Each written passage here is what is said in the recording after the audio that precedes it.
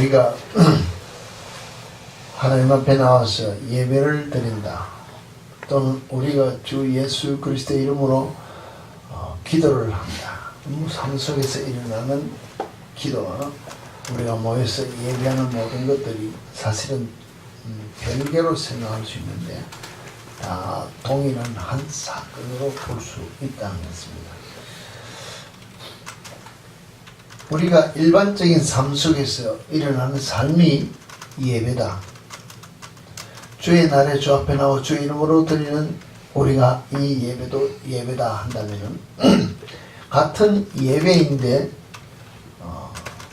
형식적인 모습으로 집에서 삶으로 드리는 예배가 무엇이고 우리가 모여서 드리는 예배가 무엇이기에 우리가 삶에서 드리는 예배는 솔직하게 이야기하면 뭐가 좀 부족한 게 있다는 것입니다. 주의 날에 주 앞에 나와서 예배하는 우리의 모습과 삶으로 드린 예배에서 부족한 게 있다는 것, 다른 것 있다는 걸 우리가 알고 예배하느냐. 다른 게 있다고 생각합니까? 없다고 생각합니까?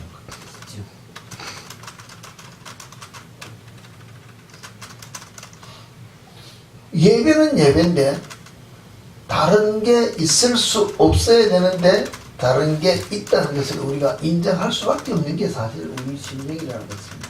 그렇지 않습니까?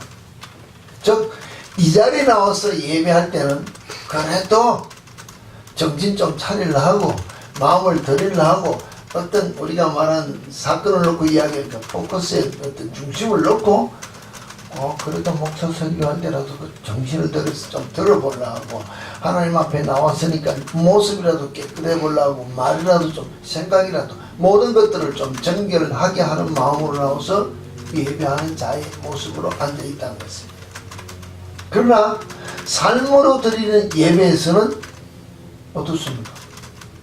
솔직하게 있는 내 모습 그대로 다 까고 하기 때문에 내가 하고 싶은 거 다 하면서 이게 예배라고 생각을 하지 않는 예배를 드리는 우리의 삶으로 드리는 예배는 하나님이 받으시기 합당한 모습으로 드리는 예배가 없다. 그러면은 삶으로 드리는 예배는 하나도 없고 여기 와서 드리는 이 예배는 형식적이기 때문에 중심을 보시는 주님이 받으시기 합당한 모습이 아닌 가식적인 모습으로 나와 있으면 이 예배도 하나님이 받는다는 보장은 없다. 이렇게 이야기할 수 있는 결론이 있다는 것입니다. 뭐 별로 우리가 신경 안 쓰고 지나갈 수 있는 부분이기 때문에 제가 여러분에게 주의 날에 주 앞에 나와 예배하는 것이 사실 중요한 것이 아니라 이거 안 중요하다 그러면 그냥 아무렇게나 이게 아니라 중요한 것이 아니라 이것보다 더 예를 들어서 퍼센테이지를 뭐 어떤 뭘 놓고 이야기한다 합시다. 퍼센테이지가 높은 게 확률도 높다는 것입니다. 그럼 그 확률이 높은 그게 게임으로 말한다면은 승률이 높다는 것입니다. 맞아요, 틀려요? 시합을 하는데 우리가 뭐 도박사들이 배팅을 한다 합시다. 어느 팀에 돈을 많이 겁니까? 이기는 팀이 많이 거느냐, 지는 팀이 많이 거느냐? 이기는 팀이 많이 거느냐. 물론 지는 팀에 걸어가지고 그 사람이 갑자기 이변이 일어나고 지는 팀이 이기면 돈을 더 많이 벌 수는 있습니다만은 그거는 돈을 잃을 것을 생각하지만은 우연이라는 것을 계산하면서 그렇지만 정신 좀 차린 사람은 당연히 이길 팀에 돈을 건다는 것이 상식적으로 통하는 우리 뭐랄까 일이라면 이걸 우리 신앙 속에 접목한다면 예배 드리는 건 1시간이라는 것입니다. 상은 뭐 일주일 놓고 계산 24시간 중에 우리 예배를 금요일 예배, 주일 예배 2시간씩 해서 4시간이나 한다 합시다. 4시간, 일주일에 4시간입니다. 하루 24시간 중에서 7일 곱하면은 얼마에 몇 시간이 계산 나와요? 4, 7, 28, 2, 7, 14, 168시간. 그 중에 4시간 빼고 나면은 얼마요? 164시간을. 어떤 게 더 비중이 많습니까? 어느 비중이 많냐는 것입니다. 일상생활이 비중이 훨씬 많기 때문에 주의 날에 와서 예배, 그럴듯하게 드리는 이 예배보다 일상 삶 속에서 드리는 예배가 훨씬 비중이, 그거 잘 살아야 천국 간다 이 말이라는 거예요. 틀렸습니까? 그 삶을 잘 살아야 신앙생활에 배팅해서 이기는 확률이 퍼센테이지가 높다는 것입니다. 맞나 틀리나? 이게 정상이라는 것입니다. 근데 우리는 뭐예요? 일반적으로 집에서 살 때는 내 마음대로, 내가 주인대로, 가정에서도 직장에서도 친구를 만날 때도 무엇을 할 때도 내가 왕된 내 하고 싶은 삶을 다 살면서 우리는 주의 날에 나오고 알고 지은 모르고 지은 죄 용서받으러 온 거지 예배를 드리면은, 근데 우리는 보장받을 수 없는 신앙생활의 성결을 위해서 베팅하는 어리석은 도박사하고 똑같다. 안 그렇습니까? 저는 그렇게 생각을 할 수밖에 없다는 것입니다. 그러면은 다시 결론적으로 이야기하면은 주의 날에 주 앞에 나와 예배하는 것보다 일반적인 삶이 더 중요하다. 그 중에서도 가만히 생각해 보세요. 내가 직장 생활하는 시간이 많을까? 가정에서 부부간에 지나는 시간이 많을까? 뭐 일 없는 사람은 집에서 보내는 시간이고, 뭐 하여튼 자기가 비중이 더 많이 가는 시간이 있다는 것입니다. 그럼 그 삶 속에서 내가 과연 예수를 얼마나 드러내는 삶을 사는가? 거기서 예수를 못 드러낸다면 하루 전체 삶 속에서 제일 비중이 많은 시간에 내가 왕노릇하고 살면서 하나님의 영광을 드러내지 못하고 내 마음대로 살면은 볼 것도 없이 하루는 망쳤다. 계산은 그렇게 나온다는 것입니다. 너무너무 바빠서 삶 속에서 주의 이름을 부를 생각도 없고 생각할 시간도 없이 바빴다. 일은 잘했다. 남들이 볼 때 칭찬받을 만큼 일 잘했는데 하루 종일 지나고 보니까 내가 숨 쉬는 순간순간마다 우리가 말하면 오늘 주를 찬양하고 경배했다 그러는데 한 번도 주를 생각해보지도 않았다. 인간적인 육신적인 방법으로 삶의 성공을 해가 돈을 벌을 수도 있고 뭘 할 수도 있지만은 주님 앞에서 하루 삶은 때임했다. 이렇게 결론하느냐 않았습니다. 그렇게 생각해요? 아무도 그렇게 생각하는 것 같습니다. 그럼 우리가 신앙생활을 다시 한 번 더 점검해보면서 어떻게 살아야 과연 진짜 예수적인으로서의 삶을 살 수 있을까? 오늘 우리가 본 본문은 사실은 병자가 예수님 앞에 나와서 치료받는 이 부분을 우리가 본문으로 봤습니다. 제가 여러분 앞에 이 본문을 놓고 이야기를 하는 것보다도 예수님의 사역 전체를 예수님 앞에 나와서 치료받은 환자들이 얼마나 많았을까? 그 숫자가 얼마나 많았을까? 사실 성경에 나온 대로 보면은 나비 환자도 있고 봉사도 있고 또 귀신 들린 사람도 있고 죽은 자도 있고 또 중풍 환자도 있고 혈류증 환자도 있고 사실 가지수로 따져보면 몇 가지 아니고 몇 사람 아니라는 것입니다. 특이한 사람 이것만 곤란하지. 그러면서 구질구질이 하면서 하는 말이 어떤 사람, 예수님 앞에 나온 사람은 다 고침받더라. 많은 무리를 고쳤다. 이럴 때는 많은 무리를 고쳤다면서 내용은 한두 사람. 똑같은 방법으로 고쳤을까? 예수님이 병자를 고쳤는 내용을 보면 똑같은 방법으로 고친 것은 거의 없다는 것입니다. 다 다른 방법이라는 것입니다. 다 예수님이 고친 것도 중요하지만 제가 오늘 여러분들 삶을 놓고 얘기했습니다.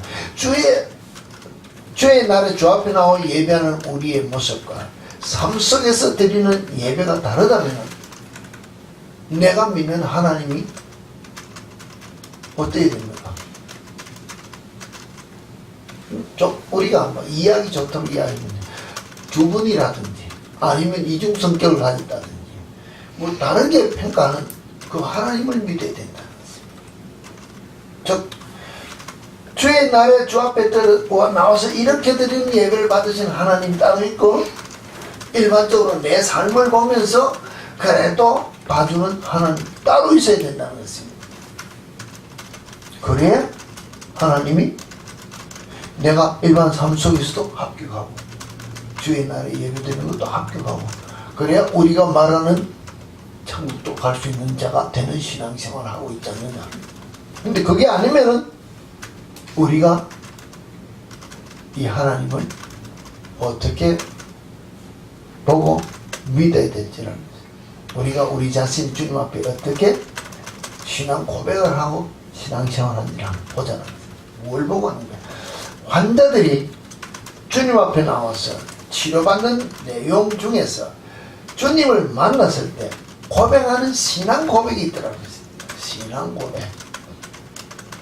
오늘 여러분들이 문제가 있습니다. 삶의 문제가 있으면 병의 문제가 있다든지 자녀의 문제가 있다든지 사회의 문제가 있다든지 모든 문제가 있을 때 뭐합니까? 어떻게 고백하느냐. 주님 이 문제 해결해달라고 우리 고백한다는 것입니다.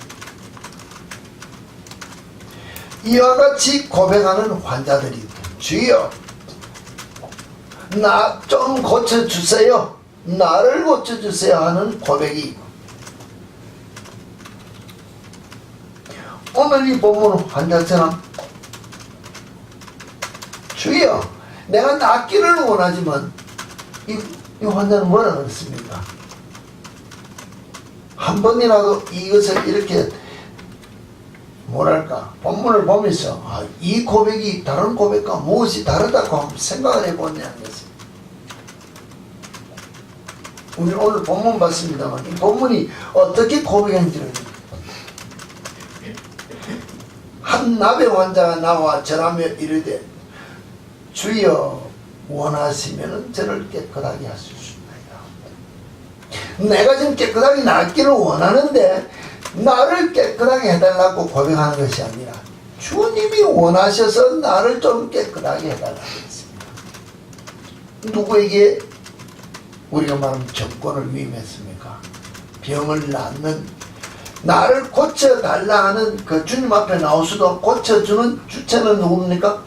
주님인 것을 고백은 했습니다. 그러나 엄격히 따져서 나를 고쳐달라고 할 때는 내가 플리즈라고 말은 할 수 있지만은 고쳐달라는 내가 간절함으로 고쳐줘야 되는 주님에게 나를 고쳐달라고 명령하는 것은 다르다는 것입니다. 다를 바 없다는 것입니다. 내가 낫기를 원하니까는 주님이 고쳐줘야 되지 않습니까? 말은 고쳐주세요 하는데 내가 존칭을 해서 붙였지만은 고쳐달라는 억지가 있는데 이 환자는 주님이 원하시면 나를 좀 고쳐주면 어떻게 하느냐. 난 낫기를 원하는데 주님이 원하면은 나를. 그럴 때 주님이 뭐라 했습니까? 예수께서 손을 내밀어 그에게 대시며 이르시되 내가 원하노니 깨끗함을 받으라. 네가 원해서 깨끗함 받으라 하는 거 내가 원하니 깨끗함 받으라.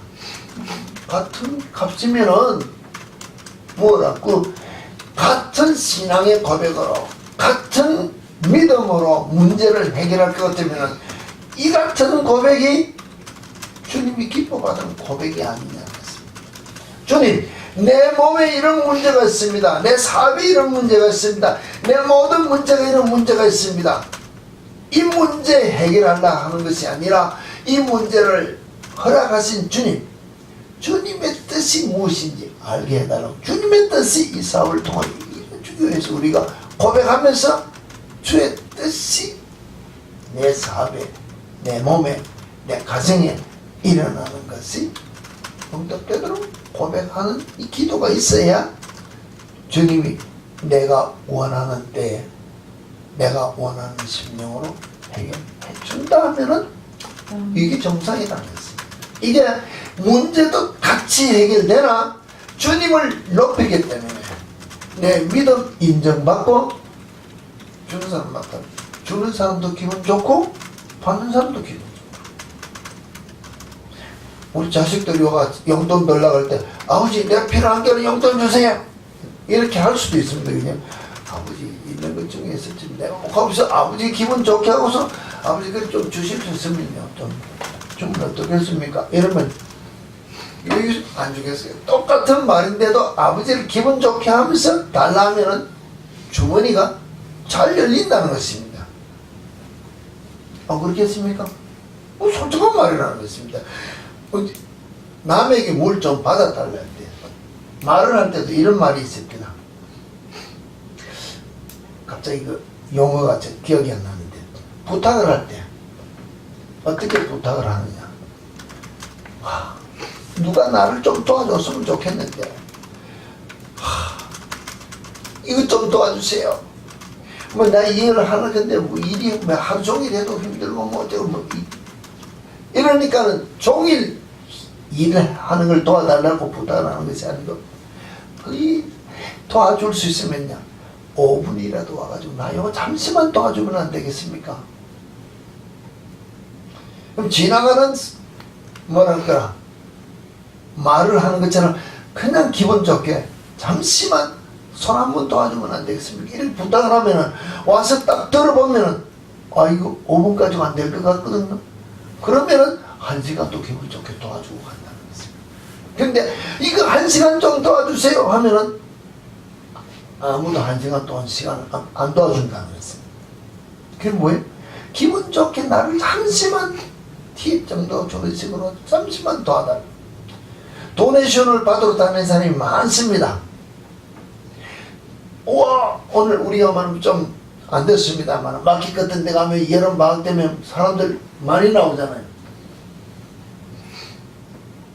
크게 부탁하지 말고, 자기들이 하는 말이, 우리가 무슨 문제가 있어, 이런 단체에서, 이런 문제가 있으니까 좀 도와주세요. 그럼 좀 도와달라는 말은 내가 여유 있는 대로 나가 도와달라는 말이에요. 그러면은 사람들이 주머니를 안 여는데, 거기 말하는 대로 보면은, 이 일을 위해서 펜이라도 도와줄 수 있으면 괜찮습니다. 펜이라도 좀 일전이라도 좀 도와주면 감사하겠습니다 하면은 그 펜이라는 말에 마음이 끌려서 집회가 나온다는 거예요. 누구를 기분 좋게? 상대의 마음을 편하게 해야 더 많은 걸 받아내는데, 우리가 주님 앞에 나오서도 똑같다는 거예요. 내가 이 많은 플랜을 가지고 우리는 그렇게 꿈을 크게 하고 입을 크게 벌리려 하는데, 우리가 지금까지 기도하는 입장에서 놓고 입을 크게 벌려서 하는 기도일수록 무엇이 따라옵니까? 그만한 내가 받을 그릇이 되지 않으면 안 주기 때문에 그 그릇이 되도록 훈련을 해야 되는데, 이건 뺀다는 것입니다. 그렇기 때문에 요령 있게 기도한다면 이 나병 환자처럼 주님이 원하시면 난 좀 하고 내가 주님이 나를 통하여 이것을 하기를 원한다면은 하면은 똑같은 일을 하더라도 훈련이 적어질 수 있다. 이 신앙이 우리 입에서 삶 속에서 나올 수 있도록 고백이 되어야 되는데 우리 뭐 어떻게 고백합니까? 내가 필요한 거 좋은 자 많으니까 내 목적을 위해서만 기도를 하기 때문에 항상 그것을 컨트롤할 수 있는 내 믿음이 될 수 있도록 나를 훈련하기 때문에 더 어려움이 온다는 것을 우리 생각 안 하고 기도는 해가 안 되면 뭐예요?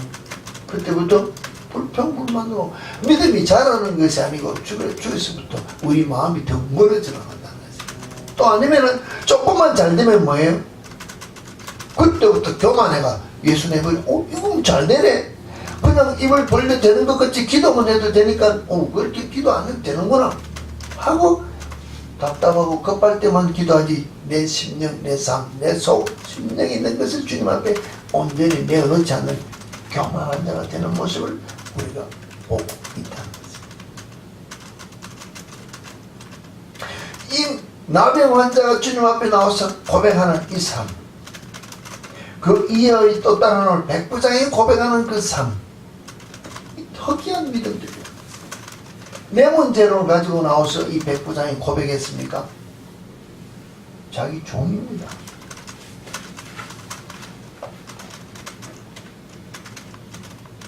예전에 이만한 군사력을 가지고 100명의 부하를 데리고 다니고 힘을 가지고 이 정도 됐다면 종 하나 정도쯤이야 신경 쓰겠느냐 했습니다. 죽고 나면은 새로운 종 하나 때로 들어오는 것뿐입니다.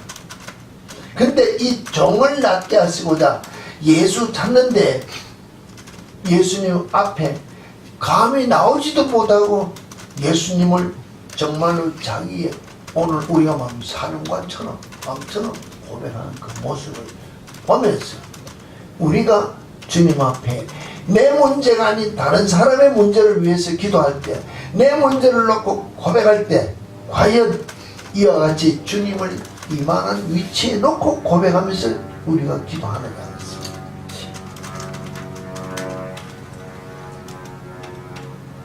그렇다면은 이와 같은 고백이 나올 수 있다면 감히 주님 앞에 나서 주의 이름도 주님 앞에 나는 가까이 가기도 어려우니까 내게 들어오는 것조차도 겁이 나니까는 주님 거기서 말씀만 한번 하셔도 되는 이 문제지 않습니까? 최고의 권위를 높이는 신앙 고백이 있다면 내 삶이 바뀌어요. 내 삶이 내가 입으로 주님 앞에 내놓은 것이 내 인생 전체 확 바뀌어서 주님 앞에 드리는 삶이 되어야 되는데 그 삶이 나오느냐는 것입니다. 그 삶이 나오지 않고 내가 주의 이름을 부르고 기도하면 되는 줄 알고 다 틀렸다는 것입니다. 그렇기 때문에 어느 날 내가 어느 순간에 잘못 무엇인가 판단해서 주님의 중심에서 딱 벗어나면 그때부터 내 속에 답답함이 일어나는 우리 마음에 지금까지 잘했는데 오해하고 주님 앞에로 다시 돌아오는 것이 아니라 더 튕겨서 나가는 교만해서 죄 가운데 떨어지는 수많은 믿는 자의 모습을 우리가 보고 있다는 것입니다. 늘 이야기합니다. 기도는 응답할 때 눈이 열려 환상을 보게 할 때 꿈으로 나오네. 왜? 하나님이 있다는 걸 보여줬지 내 믿음이 크다. 거짓말. 내가 그 순간 보고 딱 교만하다는 마음이 딱 들어오면 뭐합니까? 벌써 죄인이라는 것입니다. 근데 우리는 뭐예요? 내가 봤기 때문에 최고인 줄 알고 하고 우리 속된 말에 목이 기부스 넣고 내 목소리 들어달라고 내가 이러고 딱 어깨 힘을 주면은 뭐예요? 벌써 그때는 죄인이라 주님은 내버려 본다는 것입니다. 그러고 난데도 또 기도하면 또 보여준다. 왜 보여줄까요? 너가 지금 잘못하고 있는 거 내 앞으로 돌아오라고 이게 기록진다. 그래도 이렇게 되는구나 하고 우리 뭡니까? 더 교만해져서 더 세상에 내 고집을 떨어져 나가는 그런 헛된 신앙생활하는 것이 우리의 모습이지 않느냐 그랬습니다.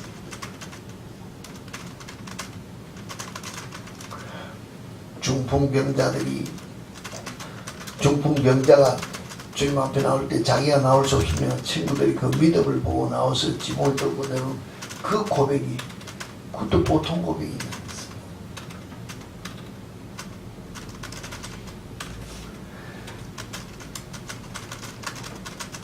예수님이 변화산상에 올라갔다 내려올 때 자기 아들 귀신 들린 아들을 데려와서 제자들이 고쳐달라 할 때 못 고쳐주니까 할 수 있으면 뭐지 좀 고쳐달라 할 수 있으면 뭐냐 믿는 자에게는 없이 없다고 예수님께 고쳐줬습니다.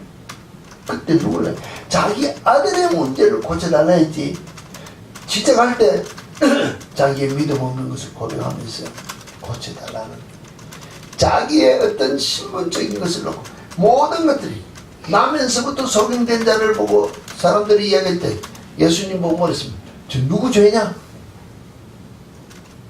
누구의 죄냐? 사람들은 다 죄 가운데 죄자인데 예수님은 뭐라 그랬습니까? 하나님의 하실 일을 위해서 하나님께서 어떻게 나면서부터 속임된 자도 고쳐주는 하나님의 능력 이 하나님의 영광 받으시기 위해 그 사람이 택함을 받았을 뿐이지 죄가 아니다. 그러면 죄인이 아니게 되는데 사람들은 뭐라 그래요? 네가 나면서부터 죄 가운데 태어났다. 사람의 기준으로 모든 것을 보고 있는 우리 모습을 우리가 본다면 많은 죄 가운데를 놓고 이야기합니다.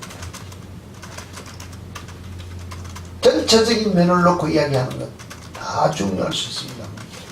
가장 기본적인 것을 여러분에게 이미 던졌습니다. 어떤 문제가 여러분의 삶 속에 있느냐는 것입니다. 그 문제를 해결하기 위해서 내가 어떤 심령으로 기도하느냐는 것입니다. 나병 환자가 주님 앞에 나 주님이 원하시면 이 고백으로 여러분이 문제를 주님 앞에 뭐합니까? 고백하면서 문제 해결을 위한 기도를 하실 것입니다.